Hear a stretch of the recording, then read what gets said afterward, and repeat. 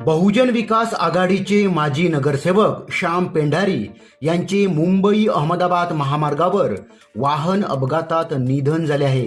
ही घटना बुधवारी पहाटेच्या वेळी मालजीपाडा येथे घडली आहे।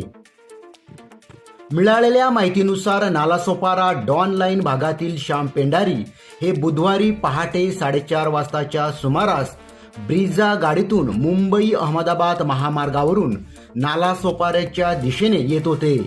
महामार्गावर काँक्रिटीकरणाचे काम सुरू असल्याने मोठी वाहतूक कोंडी असते, त्यामुळे त्यांनी विरुद्ध दिशेने प्रवास सुरू केला। यावेळी समोरून येणाऱ्या आयशर ट्रकने मालजीपाडा येथे त्यांच्या गाडीला धडक दिली। समोरासमोर 2 वाहनांची टक्कर झाल्याने भीषण अपघात घडला। श्याम पेंढारी हे नालासोपारा नगर परिषदेचे माजी नगरसेवक होते। ते 58 वर्षाचे